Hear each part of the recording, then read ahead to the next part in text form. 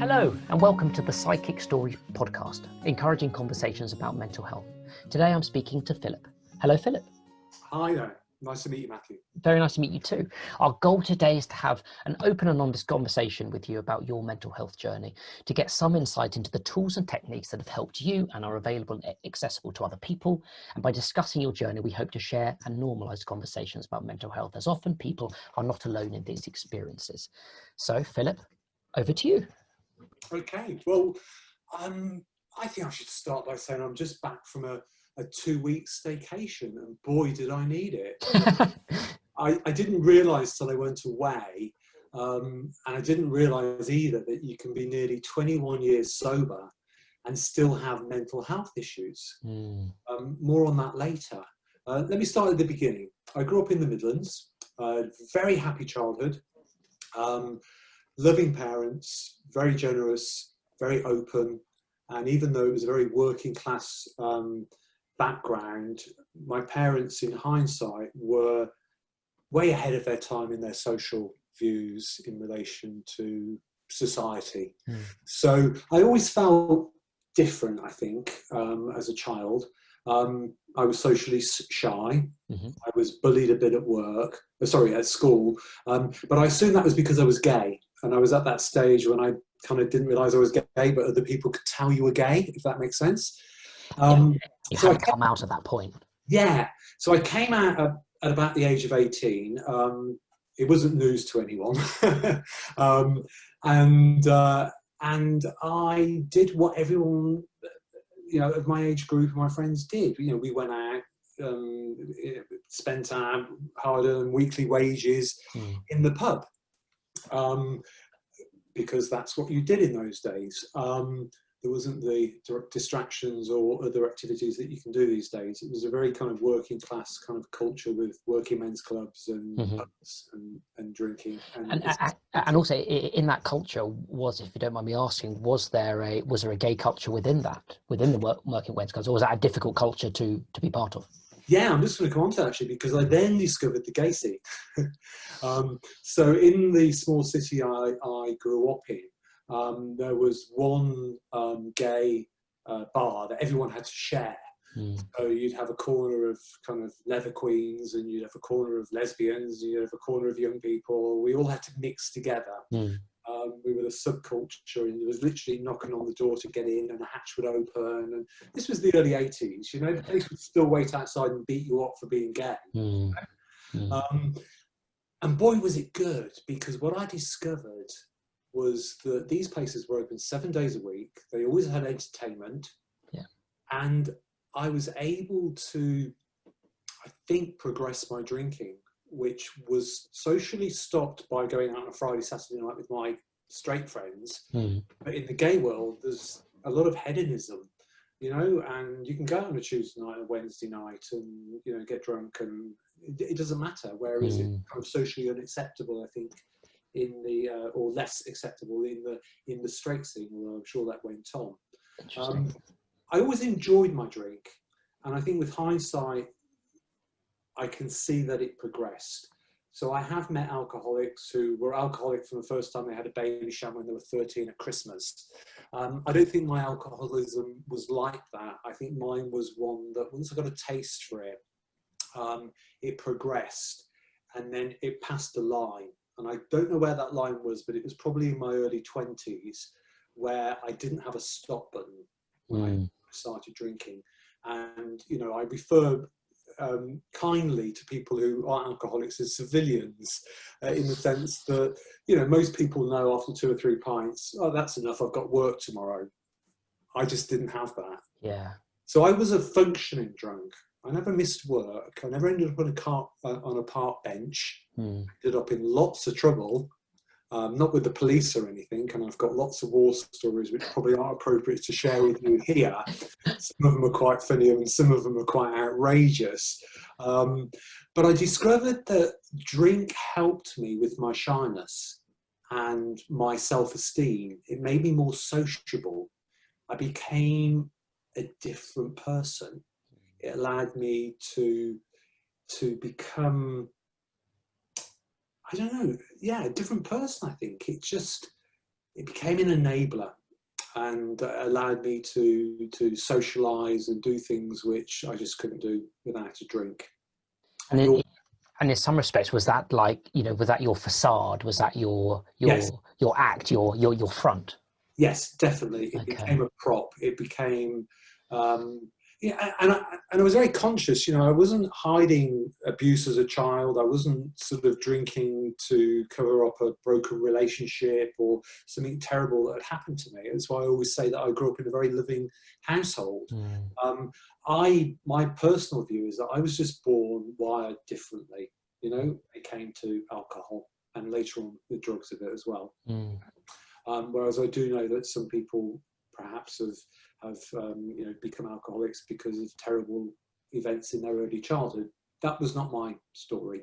But also, I think that's an important distinction, because I think perhaps, you know, for people who haven't experienced alcoholism, there is a perception that something might have very troubling happened in childhood, and that is a response. But actually, that's a really interesting, you know, reason that you say that actually you were born, in some respects, were born with this. Yeah, I mean, my view is I just think I've analysed it. I've done a lot of research, and I've just come to the conclusion that it's wasted energy. I'm just born with that gene, if you like, or whatever it might be. I call it wiring, which I don't have an off button. And I've also learned that through others that alcoholism is a progressive disease, illness, if you like. It never gets better.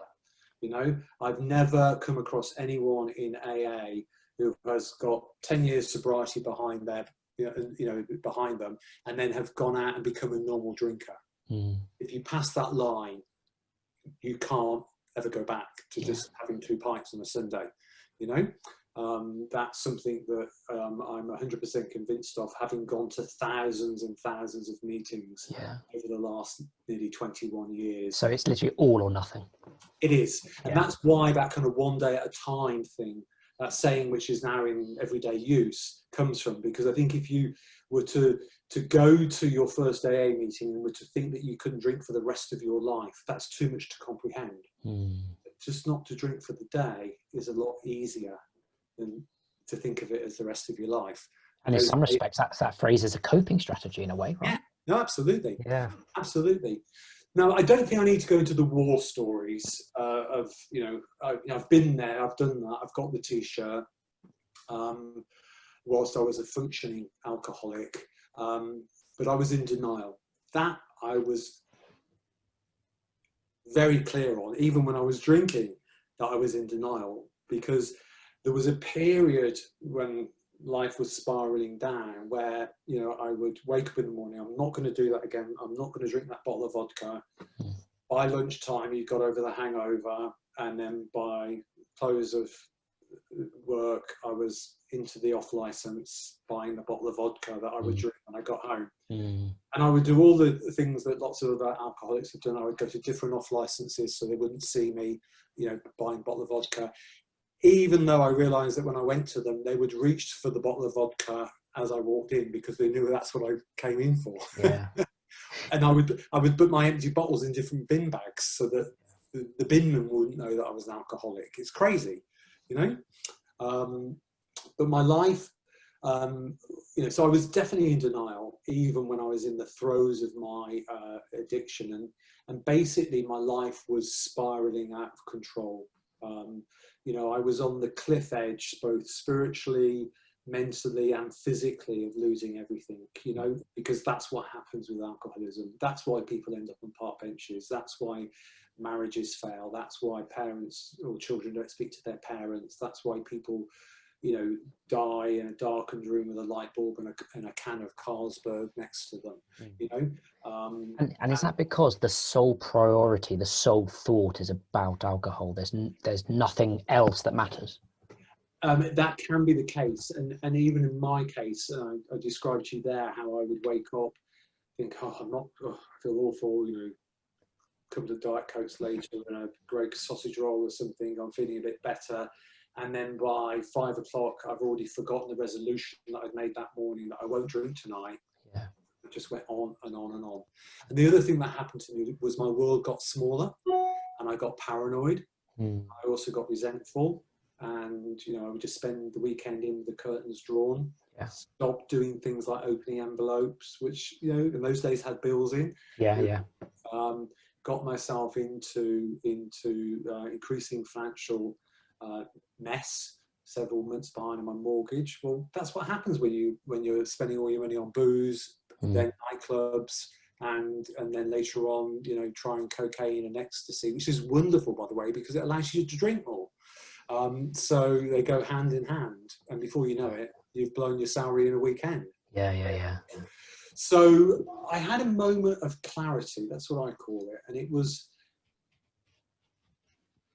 so strange because over the preceding 4 or 5 years, I had really had some showstopper incidents that had happened, which, if anyone wanted to know, if I needed to know that I was an alcoholic, I had the examples of what had happened that weekend or the night before or whatever.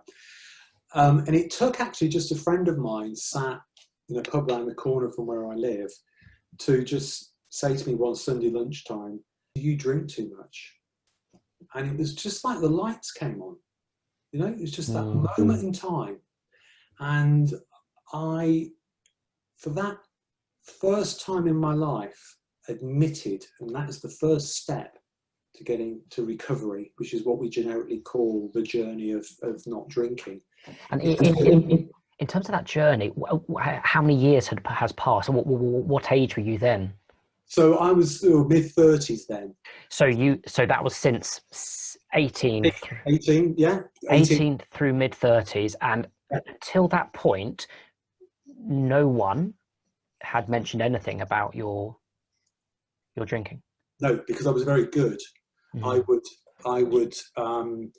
go out for a few pints, and then say I've got to go somewhere else now. Then I'd go to a club, Right. or Okay. I would go home where I had my stash of booze. Yeah. And so you can see how that would impact on friendships and relationships. Yeah. Actually, booze became increasingly the go-to. That was my priority. It was to make sure that I had enough to pass out. I never went to sleep. I passed out for years. And is that what, in your mindset at the time, was that what you wanted to do? I wanted to black out because I knew no other way. Because the other thing with alcohol, I mean, we all know it's a depressant. Chemically, it depresses you, but it messes up your brain. And I can look back, mental health hadn't been invented then, but you get resentments, you get, you replay things in your mind, innocent conversations that have taken place at work. The more you drink on them, the more you turn them into full-blown arguments that you're having with yourself in your head. And you become unhappy. Physically you deteriorate, but the biggest impact is in how you react to people. So I would fly off the handle, or I would react not in a sober way, and I mean sober way, not in a normal way. Most people consider a situation, then their response is after some consideration considered, whereas I would not. I lost filters, if that made sense. Right. That's incredible, because talking to you now, I can't even imagine what that would sound like in a reaction if we're having a normal conversation, and suddenly I'd say something that you would perceive as negative or wrong, and you just fly off the handle. Yeah. Wow. Also, I was fortunate. They were the days when you could smoke in the office, and you got away with things that these days would be completely socially unacceptable. So I don't know how I kept my job, but I did. But if I'd lost my job, I would have been on the street, living with my parents back in the Midlands. Thankfully that didn't happen. And how I would summarise that period between the 18 and my mid-30s, and my friend saying, "You drink too much," and me going, "I do." I did two things. First of all, that night I prayed, and I actually prayed, and I'm not a religious person, but I got on my knees and I said, "God, please and please don't think I'm a holy Joe, because I'm not, but I was given the gift of desperation. I was given this moment of clarity where I could actually look back, and I just felt that I just wanted to never drink again. And so I prayed that night. And I think of my drinking career almost as if, the analogy I would use is if I'd been up in the elevator, it'd been to the top floor, and the lift was coming down, and I just managed to press the button to get out of the third floor, or the second floor, or the fourth floor, but not the basement, if that makes sense. So the next day, I slept well that night. I remember it very well. I slept well that night, and then the next day, there was a difference, because I'd reached out to whatever, you know, and I don't have an idea of God as Charlton Heston with a beard or whatever. I tend to think of a higher power. I do believe in a spiritual nature to life. But I woke up with the determination to do something about it still, unlike all those previous days where I woke up, oh, I won't drink again, but of course by lunchtime I was thinking about getting my bottle of vodka. I got the yellow pages out at work, pre-internet, that's what you use, found the number of AA, and made a phone call. So it was the first time I reached out and said, I think I've got a drink problem. And that is all within 24 hours. That's incredible. So it was within 24 hours. First thing, a monumental shift in focus. Yeah. Wow. I spoke to someone who answered the phone. I can't remember what I said other than help. You know, you've got your own experience of people calling up. And what they arranged to do was for someone to meet me for a coffee to have a chat. Okay. That was about 3 or 4 days later, but I remained sober. I didn't drink in those 3 or 4 days.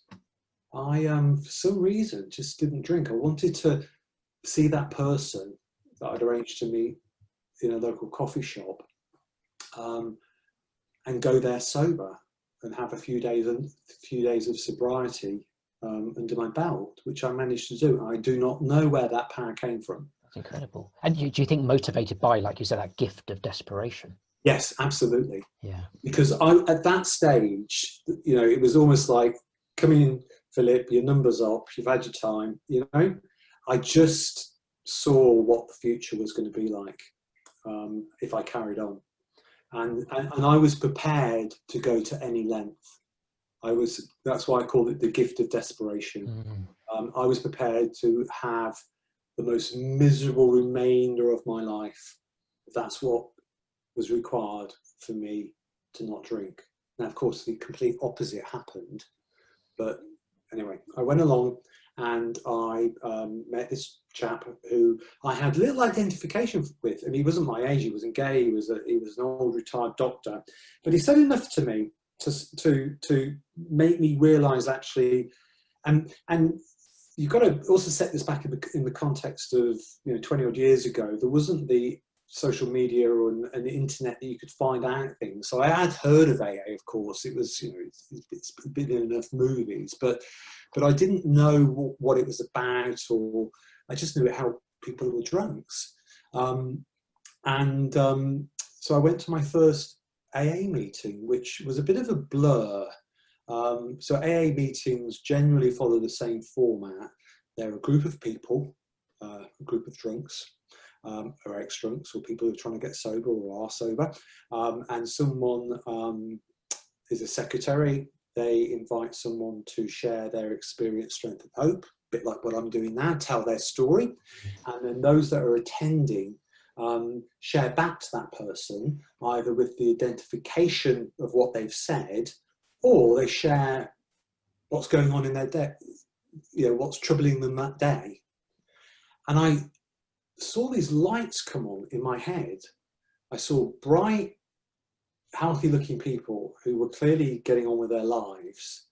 And I was given hope that I wanted to be one of those people. And I identified with a lot of people there, what they said. Oh gosh, yeah, I felt like that. Oh yeah, I did that. You know, so that identification and what I learned, and the big book of AA starts with the word we, not I, we. That this is not something I believe that I could have done on my own. I needed to do it with others. And need help.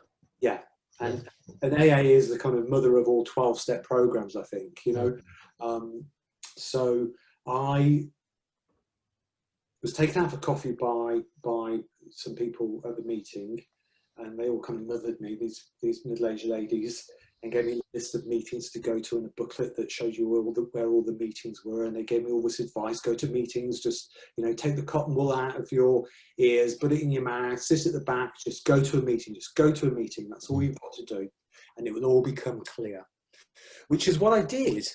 And so for the first, I don't know, year, I probably went to at least one meeting a day. So I maintained my job. That was at least. At least. Because guess what? I drank every single night. So to fill that gap, I would come home, have a shower, get changed, go to a meeting, and then sometimes there'd be a meeting after that meeting. I'd stay for that. And then to fill that time. To fill that time. And then at weekends, because I, you know, what did I do at weekends? I recovered or got ready to go out. I would go to meetings. Right. Okay. And I fell in basically with, you know, kind of group of fellow travellers, as I call them these days, who were, you know, to me, when I was a week sober, someone who was 6 weeks sober was like a hero. And then to hear someone who was 20 years sober, it was like, how do they do that? But I want to know how they do that. I want to know what is the, you know, what do I need to do to get where that person is? It's interesting you say that, because you said on the night where that switch went off, you're like, I can project out my life and I do not want my life to continue in this way. But then going to these meetings and meeting people, the whole we, you're seeing people in the flesh to go, do you know what? I can, if I project out my life, you know, and, you know, given that I identify these people, I could be one of these people. And I can see my life going on a different path, which is a positive path. Absolutely. Absolutely. So I was very lucky. I mean, it's the best free, going to an AA meeting, you know, I've never left an AA meeting feeling worse than before I went in. Yeah. It's the best free therapy in town, you know. You know, people go there, they can share in a confidential, mainly, way.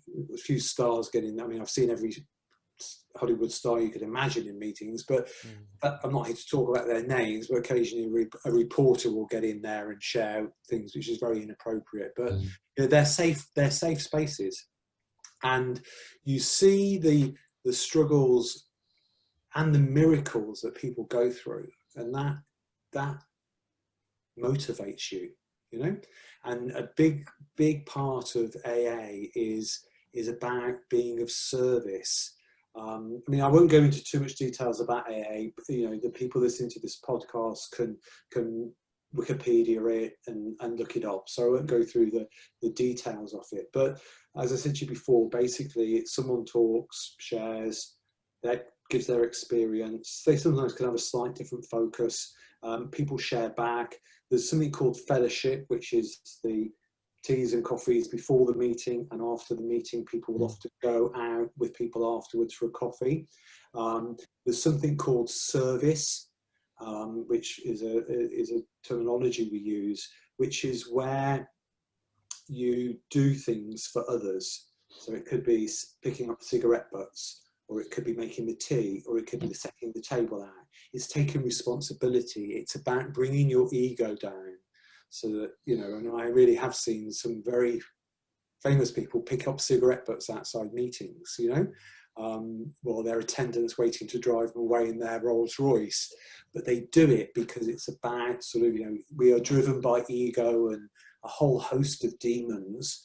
And by doing service and the principle of kind of giving it away to keep it is something that I really kind of latched onto. And if you think about that, giving it away to keep it, you have to give what was given to you in order for you to keep what you've got today. Yeah. and appreciate what you've been given and who has given it to you. Gratitude is an enormous, Yeah. an attitude of gratitude is an enormous thing. Now, my journey, I guess, was pretty textbook after that.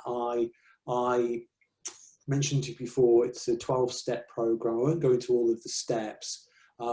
Did lots of fellowship. I did lots of service.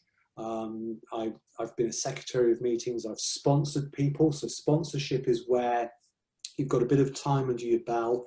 Hopefully you've worked your way through the steps. You know, the first one being, you know, to admit that you're powerless over alcohol. The 12th step is where you actually take the message. It's attraction, not promotion.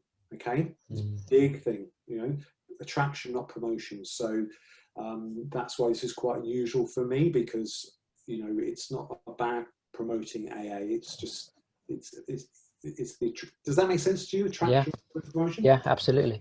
So I did the steps, which is where you basically work through something called the Big Book. It was just written by the first 100 people who kind of got sober via AA. There's a bit of a history before that, which kind of worked for them. Some of them slipped and fell off the wagon, got back on the wagon, some didn't.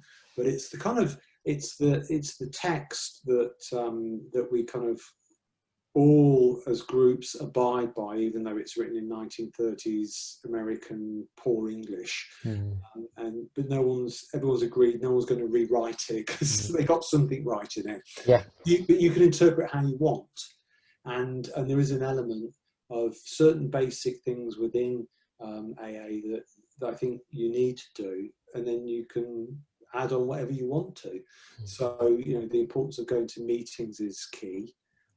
I go to meetings still via Zoom 2 or 3 times a week, because I continually need to remember that I'm an alcoholic, because one of the big things that happens, and I've experienced this when I've sponsored people, is what happened to me. I didn't slip and I haven't had a drink, but you know, when you put down the vodka, when you put down the cocaine, and you're turning up for work, and life gets better, and it's very easy to forget how bad it was very quickly. And I've seen many people who have transformed physically and in every aspect, and then 6 months later they decide that they're cured and they can go back out and drink again. And that progressive nature of the illness, I consider it to be still there, doing press-ups in the background. And even though I've got 21 years sobriety nearly under my belt, I take it one day at a time. And if I was to pick up a drink, I wouldn't start where I left off 35 years ago. I would start off where I would be if I carried on drinking. Yeah. That's just my own personal view. And is that going back to, you say, picking up the fag butts, taking the meetings, is that about the ego almost coming out again and dominating and saying, actually, do you know what, I'm cured, I've got this? I think it is partly. I think what I learned from the Big Book doing the steps was that it was about doing things for the first time sober, it seemed. I really believe in my case that when I started to drink alcoholically, it stunted my ability to grow and learn as an individual, emotionally, mentally, and with hindsight, it absolutely impacted my mental health. You know, there's no way you can't. Although, as I said to you before, I don't think it was a word that was invented 21 years ago. But you could appreciate the paranoia and the resentment and absolutely, yeah, you know? yeah, and the guilt, the shame, the depression, the lack of self-esteem. You know, the worthlessness, the resentment, real or imagined. Yeah, it's the emotional impact, isn't it? The list goes on, let alone the damage that you've done to relationships, which builds into the resentments, the despair, all of those things. You know, I mean, I was an emotional, spiritual, mental, physical stretcher case when I came in. My life was going down the pan.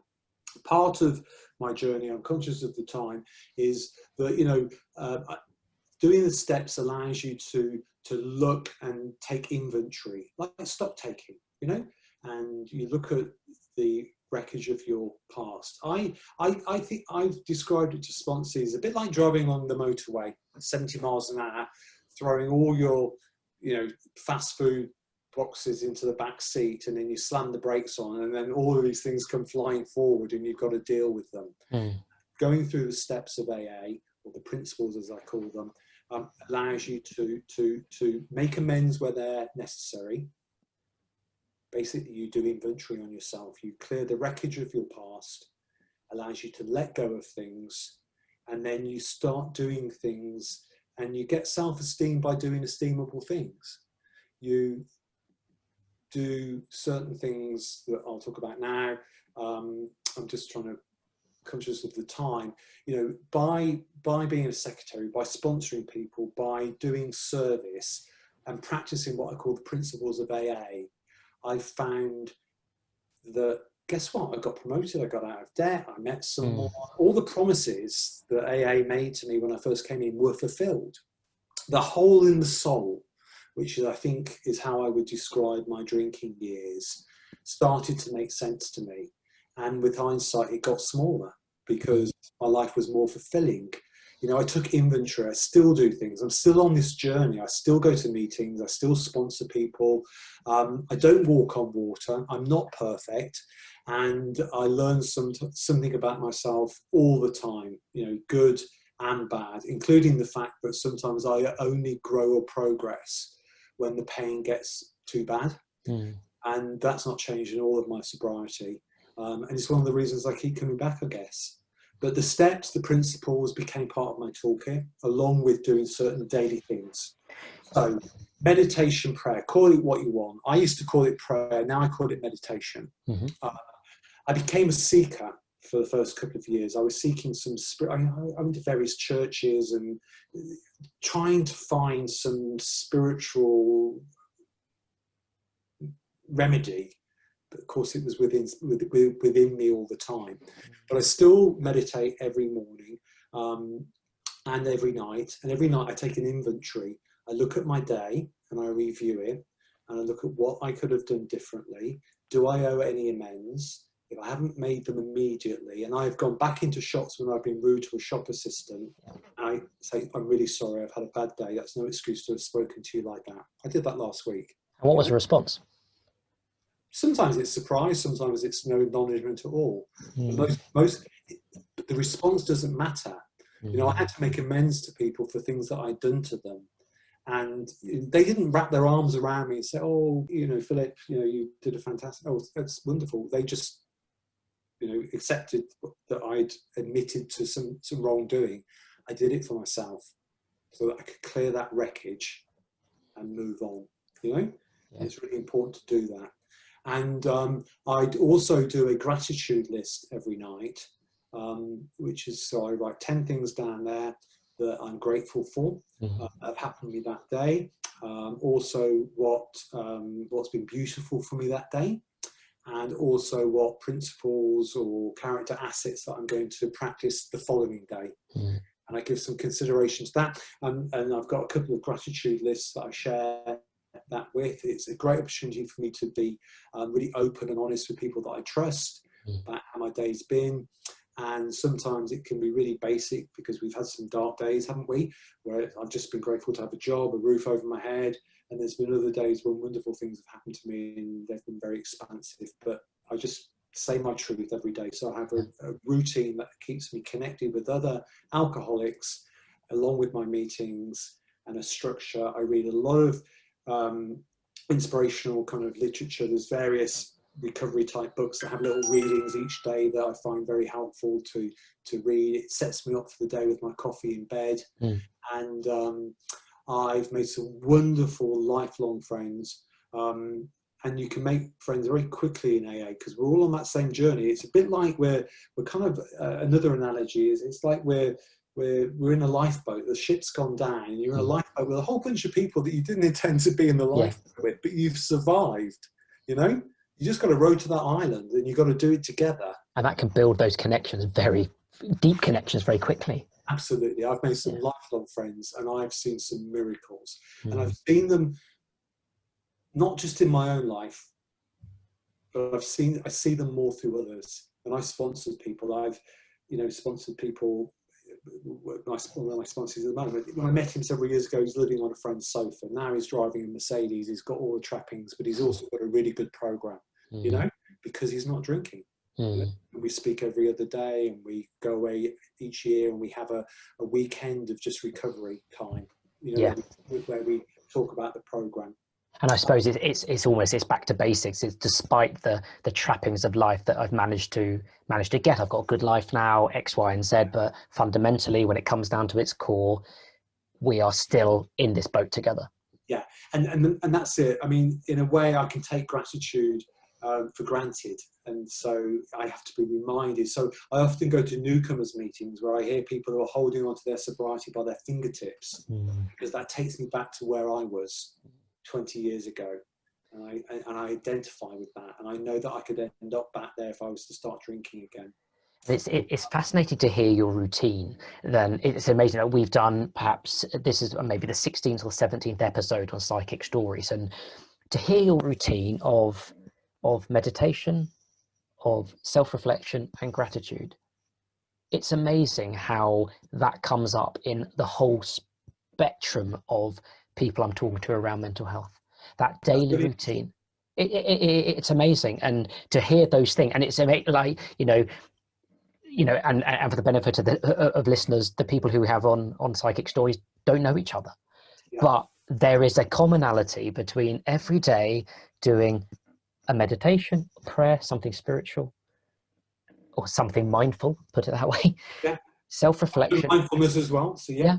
Self-reflection and gratitude are three free, accessible things that we can all do every day to fundamentally make ourselves feel better.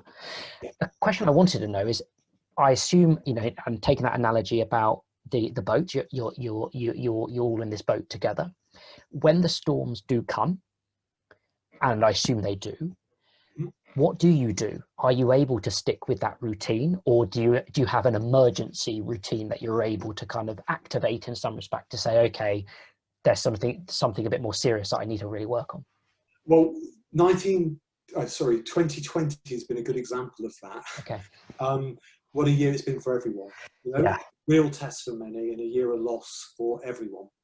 Whether it's a cancelled holiday or a postponed wedding or the fear of losing your job. I've worked from home for the best part of 7 months.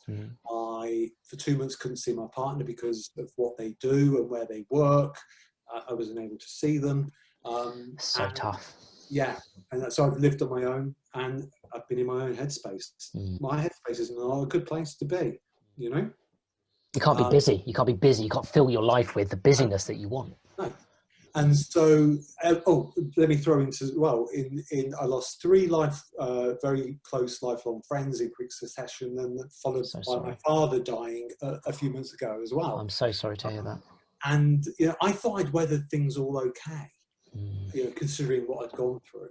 But basically, whilst I think I'd grieved naturally or so, it took those 2 weeks away that I talked about at the beginning of our conversation for me to reflect. I needed to be taken away. I went away with my partner. We did lots of walking, in beautiful parts of England that we'd been meaning to visit for years, instead of the wilds of Alaska where we should have been.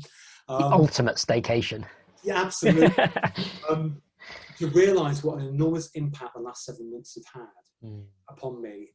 And I actually want to admit that I had a mini rock bottom during that period. Rock bottom. An emotional, spiritual boil was lanced by me going away and having a period of reflection, which allowed me to calibrate and process in my head those things I had control over and those things that I didn't.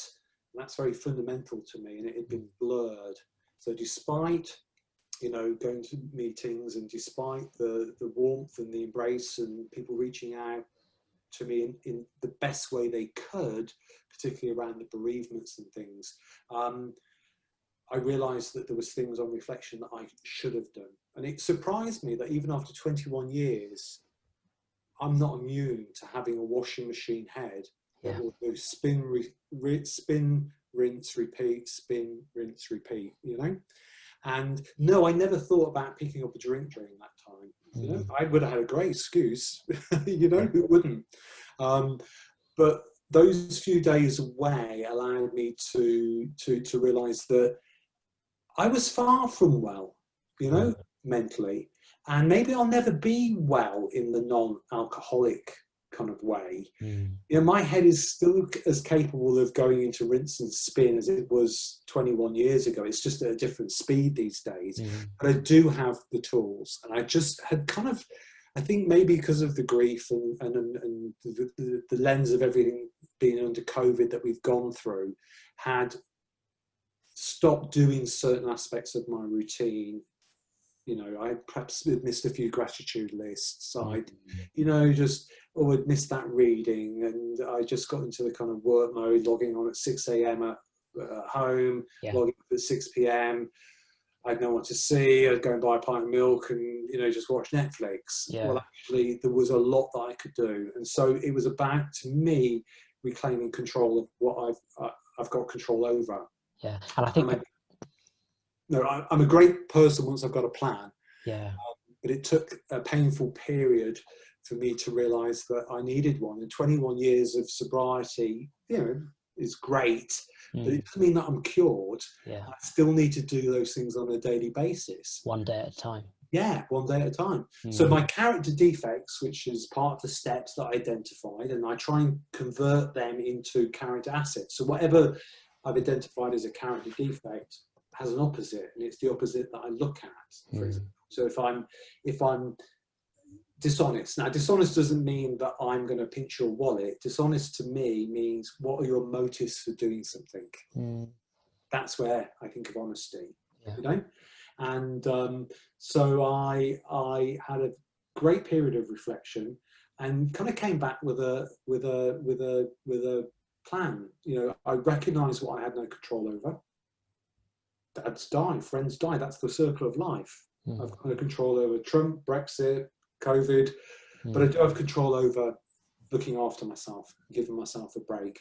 And also that my grief had affected me much more than I recognised. So I reached out to my GP, and they've lined me up for some counselling about grief. Okay, so it's going back to that picking the phone up 21 years ago. I'm open to doing that. And even if that grief counsellor says you're exactly where you should be in the grief cycle, that confirmation is all I need. Or if they've got some other tips, then that's great. It's being open. And so hindsight's wonderful. I wished I'd done some things differently in my year of loss, but somehow looking back, I think I kind of burrowed my way into a bit of a hole. But I had the tools to dig myself out of it, which is what I did. And, you know, I'm so grateful I can share my gratitude list with people. I've doubled down on my morning and evening meditations, reading recovery books, inspirational, spiritual literature.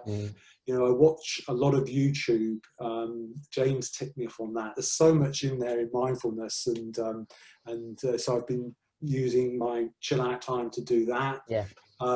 I've been inspired. I'm helping more people. I've taken on more service commitments. I'm a secretary of meetings in New York and in Florida, because you can do that on Zoom these days. I've arranged that counselling, and although it took pain to get me there, I feel that, you know, I've got more control in a good way of my own journey. And I realised that pulling myself together, which is the sort of thing my dad would say, you know, you and I both know that's nonsense, you know, pulling yourself together.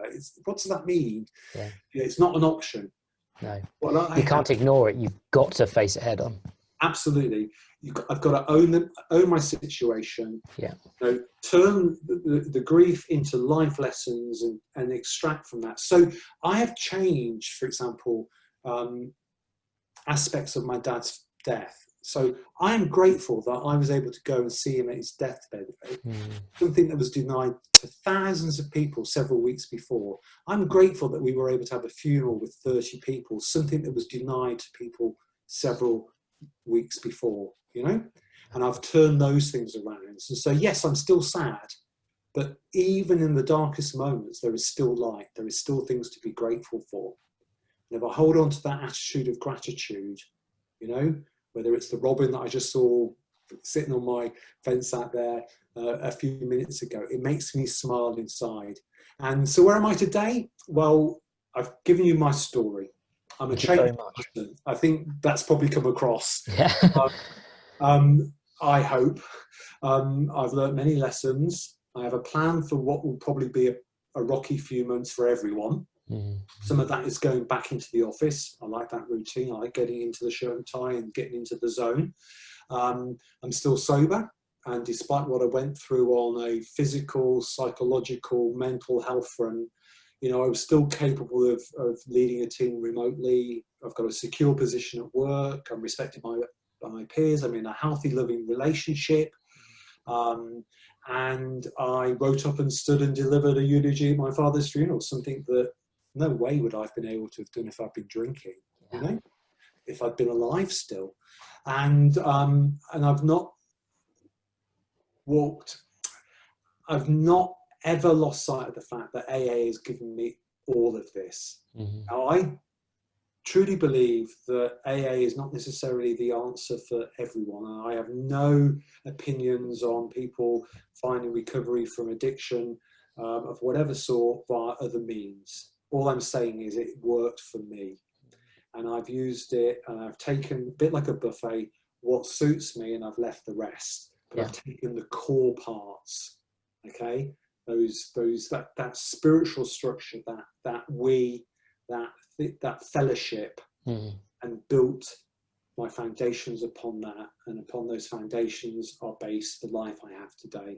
And the key thing is it's your foundations. I think it's really interesting you say that about you've taken what works for you, because this is something that you know, I personally find extremely useful. There are a whole range of tools, techniques, tips out there.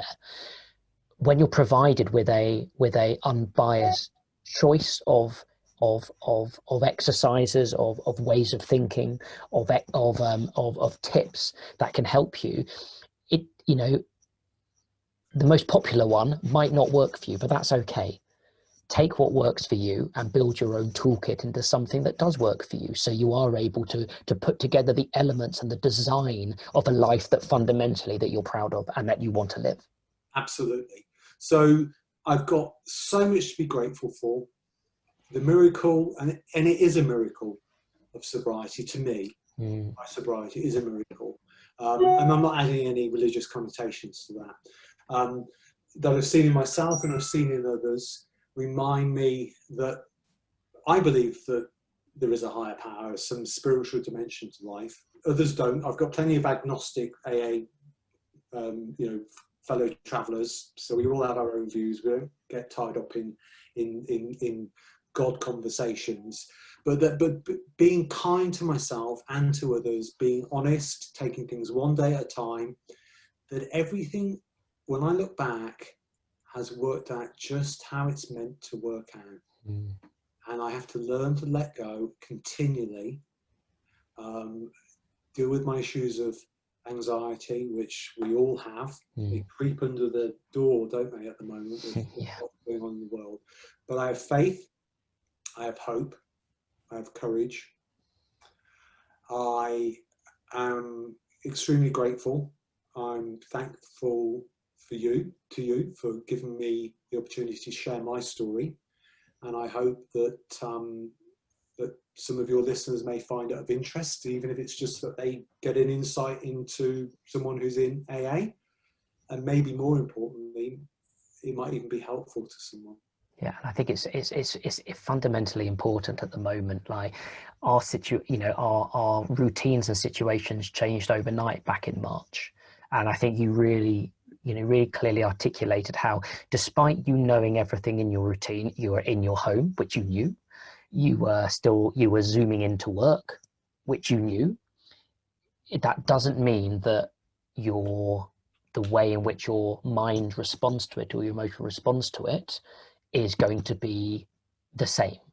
There has been a fundamental shift in what we're doing. We're spending much more time indoors, much more time on our own, cut off from people we love, and that has a real impact. So I think what you really clearly articulated is how important it is for people to take a break, take a staycation, or just stop work for a week, take a holiday, and reflect on how things have changed. And actually, if you are in a bad place, then there are lots of ways that you can improve that. However, like you said, it's about reaching out for help and acknowledging that the help is out there.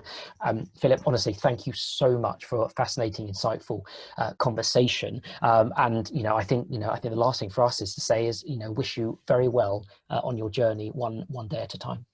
Thank you very much indeed for your time, and I hope it's been of service to you as well. So brilliant.